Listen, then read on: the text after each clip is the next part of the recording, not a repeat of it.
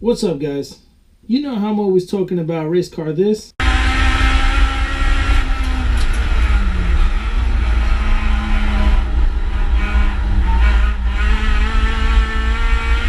Race car that.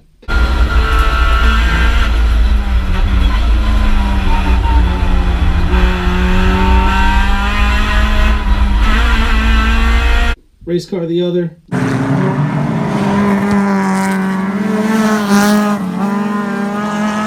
So you cannot have race car without safety. I can preach it to the high heavens. Safety is always number one in any type of motorsport aspect. So today I'm going to be going over how I install my 6-point harness, brand new Takata harness, into my Honda Civic race car. So before I get into that, there's something I want to mention. This is only how I install my harness. If you're going to do it, you're welcome to follow the way I do it. But always make sure and double check with your local sanctioning body.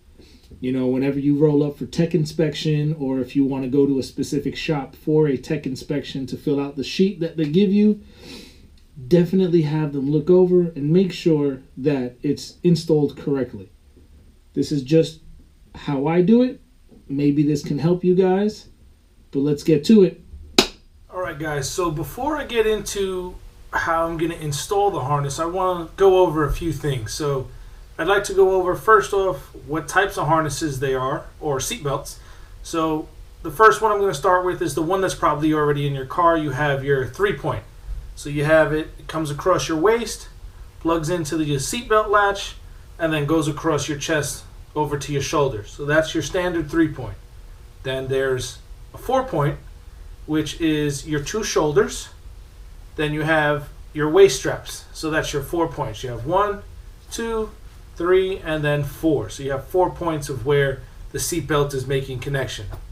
Then, you know, the further you get into racing, some organizations may require a 5-point or a 6-point harness. So the reason for the 5 and 6-point harness is for something called submarining. So if you have a 4-point or a 3-point harness, what could happen is if you get into an accident, there's a possibility of you sliding underneath the seatbelt and the waist strap when you get into the accident. Hopefully that never ever happens. So the reason for the 5 and 6-point is to keep you from sliding underneath the seatbelt and possibly hurting yourself even more. So the 5-point will add 1 more point on top of the original 4. It'll add 1 between the legs to help keep you planted in that seat. And the 6-point is just a little extra. It'll add 2 straps between the legs, and those will latch to the 2 waist straps and the 2 shoulder straps. So what I'm going to be going over today is how I install my 6-point harness. Depending on what organization you decide to, you know, either HPDE with, you know, get into any type of road racing with, for a beginner, sometimes you can use your factory 3-point seatbelt if you still have a factory seat. So just keep that in mind and always go back and double check the rules and regulations for whatever organization you decide to go associate yourself with, whether it be, like I said, for time trial, racing, autocross, anything of the sort. Reach out to the guys. I'm sure they'll be more than happy to give you all the information that you need.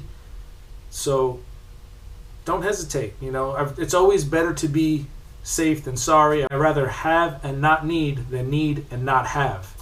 So don't hesitate. We're all usually very friendly. We'll try to help everybody that we can because we've all been in the same situation. So I'm going to get into how I install this harness into my car. So I've already gone and removed my old harness from my car. This was a Sparco 6-point harness. So you see you have both shoulders, both lap straps, and then you have the 2 anti-submarine straps. So one thing to keep in mind, again, depending on what organization you decide to race with or get into high performance drivers education with, some of them will want you to have a harness that is in date. So let's see if we can see this here. So this was August 14th of 2019. So as you see, this Sparkle one is not valid after 2019. We are now in 2020, so it's time for me to get myself a new one. So with retiring these, I went and got myself a little something different from the Sparkles. The Sparkles were great. There was nothing wrong with them. They always kept me in my seat. Only reason I moved over to the Takadas is because I am a Spoon fan. And for those of you who do not know, Spoon and Takada, the seat and the green, they go together very nice. So here they are. I stuck with the same 6-point application for my new harness. And this is it. You've got your 2 shoulders. I'll take these out. 2 shoulder straps. I'm gonna lay them over this. Well, this is one of them. Here is the other. So that's both shoulders. Then we have the anti-submarine, or the crotch strap with a cam lock. I'll explain what this is later. And then we have the 2 waist straps. 2 waist straps. And then inside the box, you obviously have some stickers, plus 10 horsepower right there, 2 stickers. And then you have your safety instructions. So this, you know, for someone who's never done it before, I definitely recommend reading this first, go over it.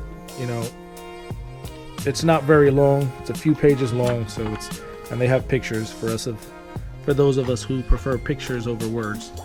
But it's definitely important to read this stuff because it'll go over different angles off your shoulder that the harness should be placed, different angles off your waist that the harness should be placed. Thankfully that I've already gone over that stuff, so I don't have to take care of that now, but maybe I'll touch on it a little bit. But yeah, the instructions are good to read, so please read them. And you also get some hardware. So this hardware, whoops, I just dropped something. This hardware is, you get a set of eye bolts, 1, 2, 3, and 4. So 4 eye bolts. You get some washers and some cotter pins. Oh, that's what I dropped, the cotter pin. Fell on the floor somewhere. Anyway, so the cotter pin is used for whenever you have an eye bolt, like so. So we've got eye bolt. We've got a hook from the harness, right? So after you set everything up in the car, you've got your eye bolt hooked up, you've got your harness clamped into your eye bolt. This cotter pin is going to slide through the hole, and then just like any cotter pin, you're going to open the cotter pin. So this little flap cannot be opened anymore, because the last thing you want is this little latch to open while you're going 100 plus down the straights, or you know, pulling some G's through the turns. So that's why they give you those cotter pins. It'll show you on a little piece of the instructions here that come in that hardware bag, the tiniest little piece of paper ever.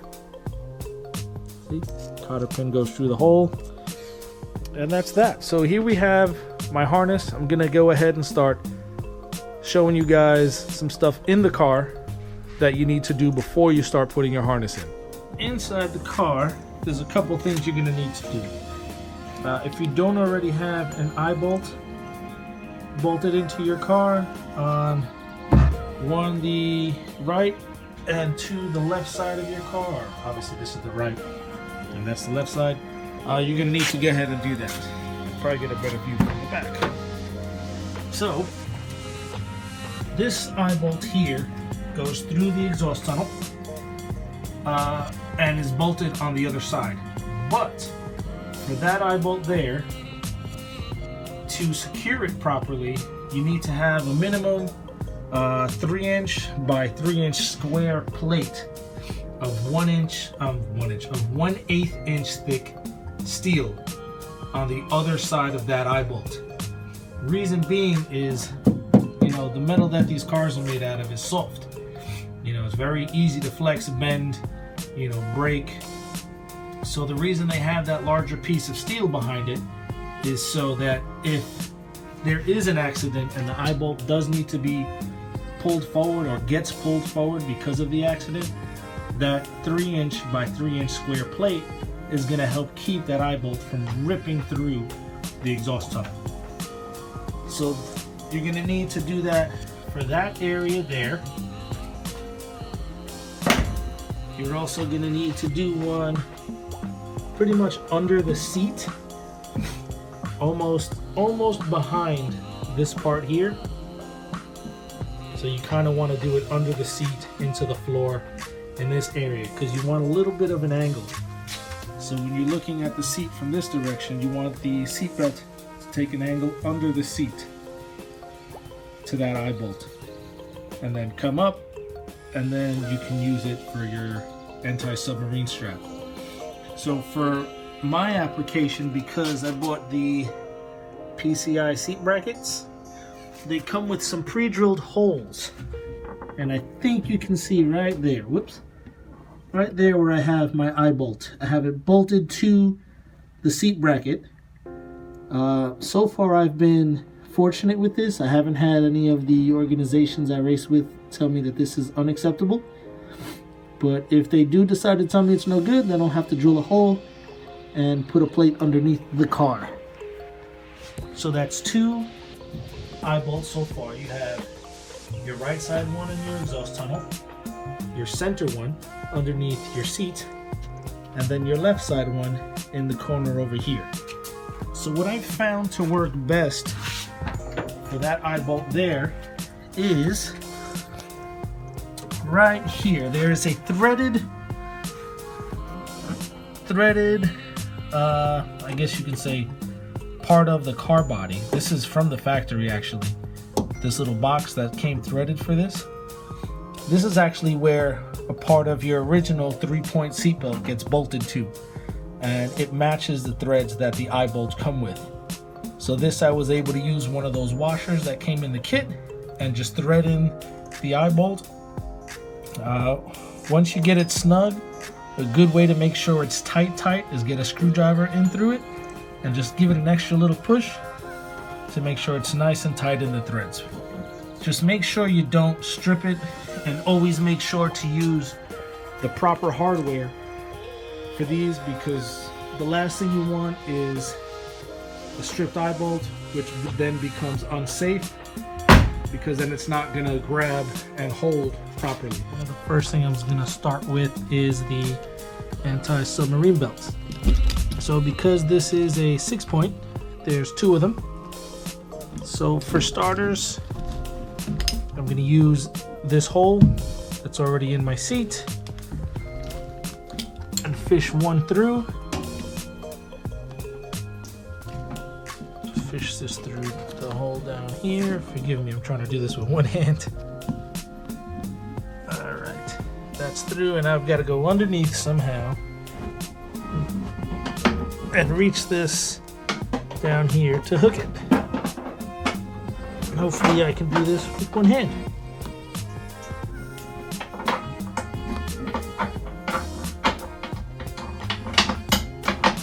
Alright, that's one hook.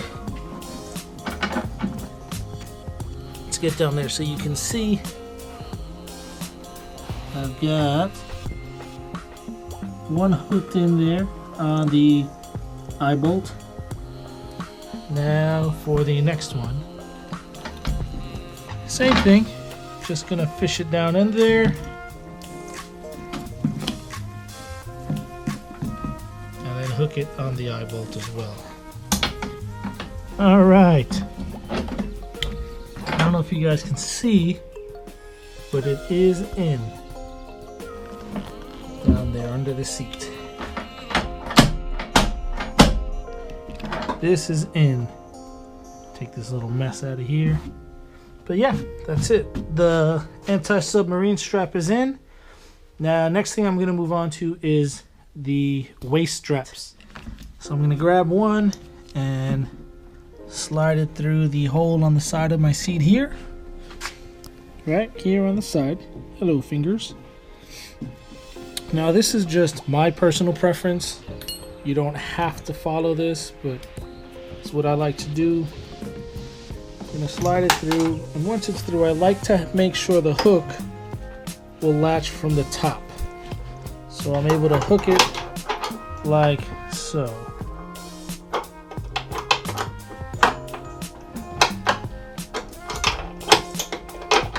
Alright, so it's hooked in there now. I'm able to latch it from the top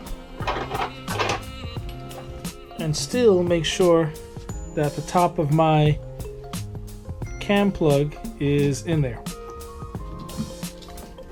Now I'm going to do the same thing for the one on the right side. Again, making sure that I can hook this up from the top. I'm going to slide it in through, whoops, the hole on the side of the seat. And hook from the top over here. So those are hooked. Oops. And not make this loop. It is hooked and in. So now, with these in, the two waist straps and the crotch strap in, shoulder harnesses sitting in the car now. So for these, you know, these actually have an orientation in which direction they go. So if this were to come straight down, you see how this tab that gets pushed into the cam lock kind of faces to the right side of the car. That strap is going to be on the left side shoulder because the right side has the opposite. So the right side will be facing this way, so we can slide itself and lock into the cam lock. So now I'm just going to take the end of this harness, if I can ever find it. Here it is. Slide it through the shoulder and feed through on both sides.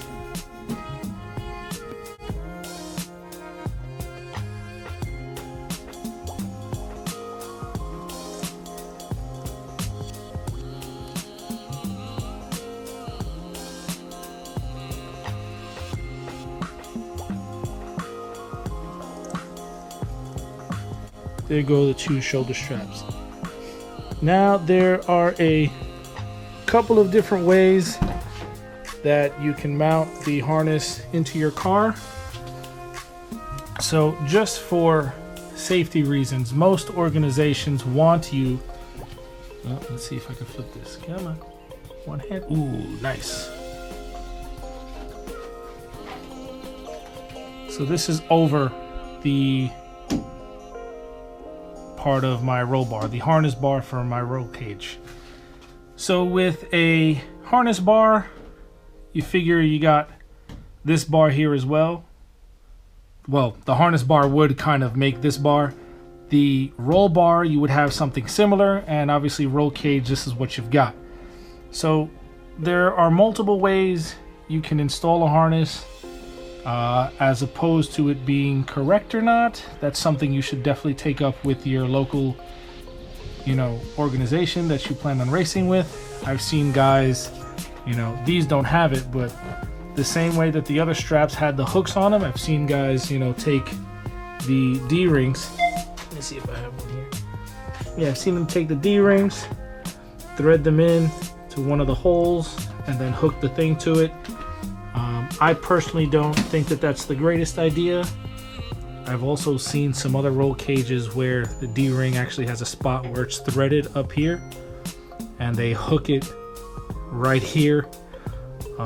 My opinion is I don't think that's the wisest choice either, but like I said, if your organization is okay with it, then go for it.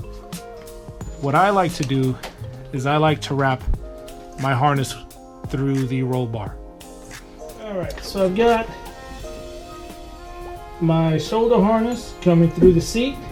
I've already got the right side done. The left side is to be done now. So I'm going to take part of the harness, sweep it through the bottom over here.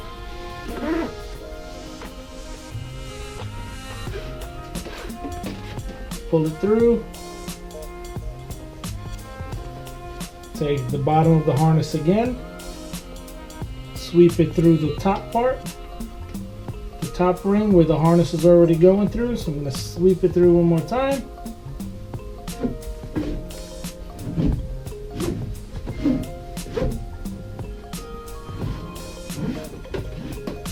All right, and then just tighten this up a little bit.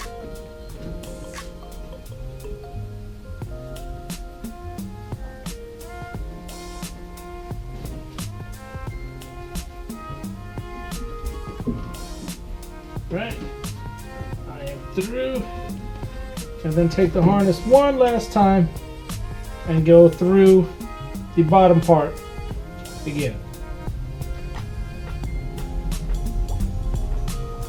and then pull it all the way through.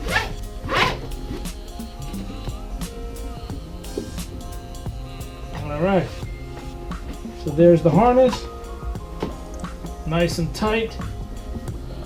Don't have to worry about going anywhere. So now the excess you can actually roll up to keep it from flopping around all over the floor, unless you want to leave it flopping, it doesn't matter. Me personally, I like to roll the excess up, make it nice and tight.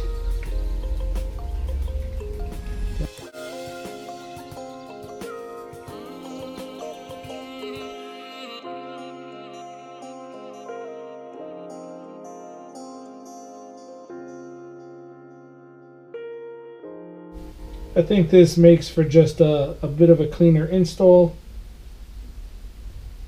Right, so I've got the excess there. Gonna grab myself a nice zip tie, feed it through,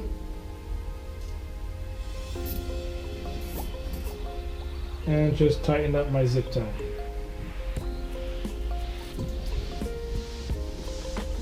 And now I can take some cutters. I'll cut the end of the zip tie, and now I've got my harness in. That is it. The seat harness is in the car. The straps are hooked up. Over time, the zip ties will end up falling like so. But this is it. Now, I'm going to take a seat in, obviously the seat, and strap the harness down. See how I feel in it. Whoops, my camera.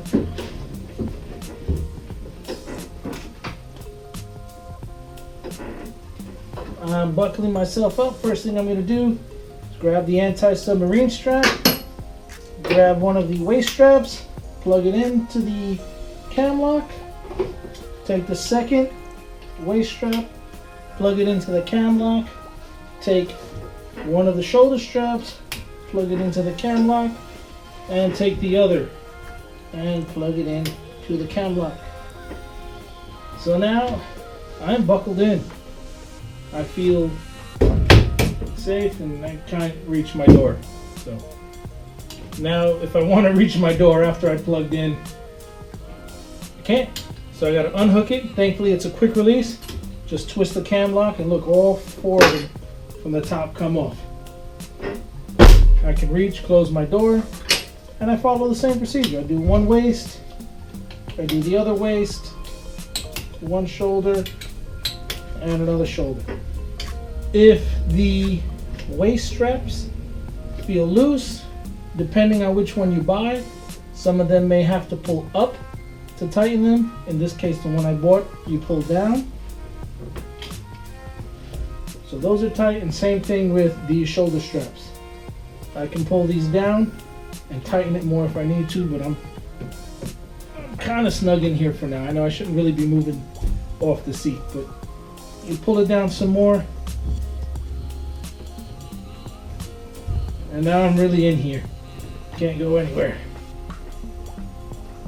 This feels good. I feel secure, I feel safe.